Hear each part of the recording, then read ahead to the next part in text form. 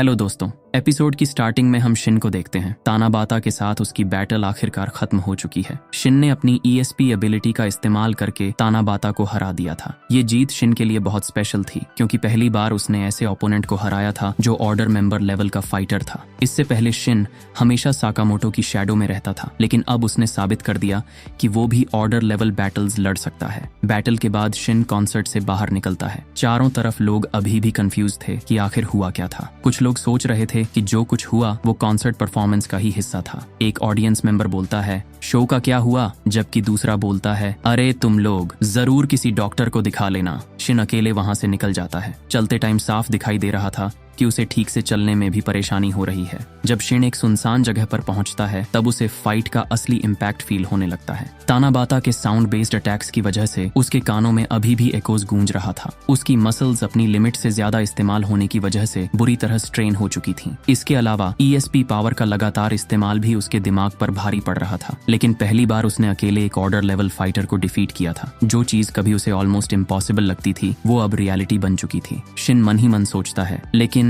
मैंने कर दिखाया मिस्टर साकामोटो। मैंने अपने दम पर ऑर्डर के एक मेंबर को हरा दिया, तो शायद मैं आपकी बराबरी करने लगा हूँ। लेकिन तभी उसे याद आता है कि सबसे इम्पोर्टेंट बैटल अभी भी चल रही है। साकामोटो इस टाइम X से लड़ रहा है, इसलिए शिन अपनी बची हुई ताकत जुटाकर आगे बढ़ने की कोशिश करता है। लेकिन उसका शरीर अब जवाब दे चुका था। कुछ कदम चलने के बाद वो जमीन पर गिर पड़ता है और आखिरकार वहीं बेहोश हो जाता है। इसके बाद सीन काशिमा की तरफ शिफ्ट होता है। वो मॉनिटर्स और इक्विपमेंट से भरे एक रूम में बैठा हुआ है। वो अलग अलग स्क्रीन्स के जरिए पूरे वॉर की सिचुएशन को मॉनिटर कर रहा था। मॉनिटर देखते हुए वो X ग्रुप के मेंबर्स को एक एक करके गिनते हुए कहता है, पहले हारुमा और कैरोलाइना रीपर, फिर ओकी, कुमानोमी, गोजू और यहाँ तक कि तानाबाता भी, जिसका मतलब है कि अब सिर्फ एक ही बचा है। इसके बाद कशिमा सोचता है, मास्टर X, न्यू JAA की आखिरी बची हुई ब्लेड अब सिर्फ तुम हो। मैं चाहता हूँ कि तुम मास्टर X को बचा लो साकामोटो। मुझे उस बेवकूफ पर भरोसा करना पसंद नहीं है, लेकिन इस टाइम मेरे पास उस पर भरोसा करने के अलावा कोई और ऑप्शन नहीं है। मुझे निराश मत करना तारो साकामोटो। अब X के पूरे ग्रुप में सिर्फ एक इंसान बचा था और वो था X खुद। काशिमा चाहता है कि साकामोटो X को रोक दे। भले ही वो ये बात खुलकर किसी से कहना पसंद नहीं करता, लेकिन उसे पता है कि अब कोई दूसरा ऑप्शन नहीं बचा। उसकी नजर में साकामोटो ही एकमात्र इंसान है जो X को रोक सकता है। जब काशिमा मॉनिटर पर साकामोटो और X की फाइट देख रहा होता है तभी अचानक एक शॉकिंग बात होती है। अचानक उसके पीछे कोई दिखाई देता है और वो था गाकू। गाकू को देखकर कशिमा पूरी तरह शॉक रह जाता है। लेकिन उसी ने ही गाकू की जान बचाने के लिए कई ऑपरेशंस किए थे, लेकिन उसने उम्मीद नहीं की थी कि वो इतनी जल्दी होश में आ जाएगा। जैसे ही गाकू जागता है वो तुरंत सवाल पूछता है, न्यू JAA, आखिर ये क्या बकवास है? कशिमा उसे म्यूजियम इंसिडेंट के बाद हुई सारी बातें बताते हुए कहता है, म्यूजियम इंसिडेंट के बाद मास्टर X ने पूरे JAA को एब्जॉर्ब कर लिया था और न्यू JAA बना दिया था। लेकिन साकामोटो स्टोर स्टाफ और ऑर्डर के कुछ फॉर्मर मेंबर्स की वजह से उसकी पूरी फोर्स धीरे धीरे कोलैप्स होती चली गई। ओकी, टोरेस, हारुमा, कैरोलाइना रीपर, कुमानोमी, गोजू, तानाबाता एक एक करके सब गिर गए और अब इस पूरी वॉर में न्यू JAA की आखिरी ब्लेड सिर्फ मास्टर X ही है। ये सुनने के बाद गाकू एक और सवाल पूछता है, वो बूढ़ा कहाँ है? वही ओल्ड मैन जिसने मुझे मार दिया था, वो अभी भी जिंदा है ना? काशिमा जवाब देता है, नहीं, ताकामुरा मर चुका है। मास्टर X ने उसे मार डाला था। ये सुनकर गक्कू पूरी तरह शॉक रह जाता है। तभी उसकी नजर मॉनिटर पर पड़ती है। स्क्रीन पर X ताकामुरा के पर्सना का इस्तेमाल करते हुए साकामोटो से लड़ रहा था। ये देखते ही गाकू का एक्सप्रेशन बदल जाता है। गाकू बोलता है, तो तुम अब भी वहीं मौजूद हो उसके अंदर, है ना बूढ़े? ये सुनकर कशिमा हैरान रह जाता है। उसे समझ नहीं आता कि गाकू ऐसा क्यों कह रहा है। कशिमा सोचने लगता है, आखिर इसे ये बात कैसे पता है? इसे कैसे मालूम हुआ कि X के अंदर ताकामुरा का पर्सोना मौजूद है? लेकिन इससे पहले कि दोनों इस बारे में और बात कर पाते, कशिमा तुरंत अपना वेपन निकाल लेता है और कहता है, मुझे माफ करना गाकू, लेकिन अभी तुम्हारे जागने का टाइम नहीं आया है। तुम्हें थोड़ी देर और सोना होगा। और अपने मन में सोचता है, मैं तुम्हें जाने नहीं दे सकता उस जगह जहां इस टाइम साकामोटो मौजूद है। इसके बाद सीन नागुमो और शिशिबा की तरफ शिफ्ट होता है, जो इस वक्त मेन बैटलफील्ड से दूर एक रिमोट लोकेशन में मौजूद है। उन्होंने JAA के कुछ हिटमैन को नॉकआउट कर दिया होता है। शिशिबा नागुमो से पूछता है, तो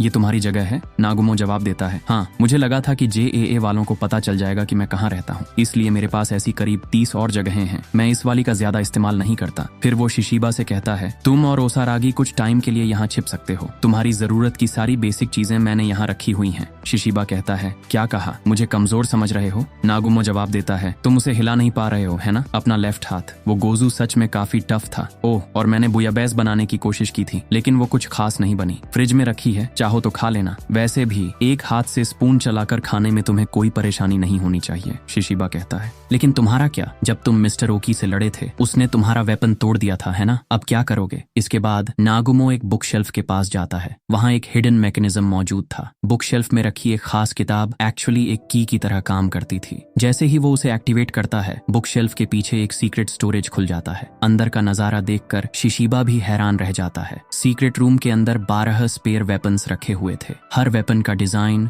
शेप और पर्पस अलग था। कुछ क्लोज कॉम्बैट के लिए थे, कुछ डिसेप्शन के लिए और कुछ लॉन्ग रेंज अटैक्स के लिए। ये देखकर साफ पता चलता है कि नागुमो ने बहुत पहले से बैकअप प्लान तैयार कर रखा था। उसके लिए कुछ वेपन्स खो देना कोई बड़ी बात नहीं थी, क्योंकि उसके पास पहले से ही एक पूरा हथियार घर मौजूद था। शिशिबा ये सब देखने के बाद एक बहुत इंपॉर्टेंट सवाल पूछता है, एक बात बताओ, क्या तुम एक्स को मारने वाले हो? ये सवाल बहुत इंपॉर्टेंट है, क्योंकि अब पूरी कहानी अपने क्लाइमैक्स के करीब पहुंच चुकी है और जल्द ही एक्स का फेट तय होने वाला है। नागुमो कुछ पल चुप रहता है और फिर जवाब देता है, मुझे अच्छा नहीं लगेगा कि सारा बोझ साकामोटो पर डाल दूं। अगर जरूरत पड़ी तो मैं खुद ही एक्स को खत्म कर दूंगा। नागुमो के इस जवाब से साफ हो जाता है कि वो साकामोटो की तरह एक्स को बचाने की सोच नहीं रखता। अगर उसे लगे कि एक्स को जिंदा छोड़ना खतरा है तो वो उसे मारने में बिल्कुल नहीं हिचकेगा। इसके बाद सीन साकामोटो और एक्स की तरफ शिफ्ट होता है। इस टाइम फाइनल बैटल एक बहुत बड़े एंटरटेनमेंट फैसिलिटी में चल रही है। ये जगह गेम्स और अट्रैक्शन से भरी हुई है। इसके बाद हम साकामोटो और एक्स को देखते हैं। दोनों लगातार एक दूसरे पर पावरफुल अटैक्स कर रहे होते हैं। एक्स अपनी सोर्ड विप से फाइट कर रहा होता है, जबकि दूसरी तरफ साकामोटो सिर्फ एक पेन का इस्तेमाल कर रहा होता है। साकामोटो और एक्स की बैटल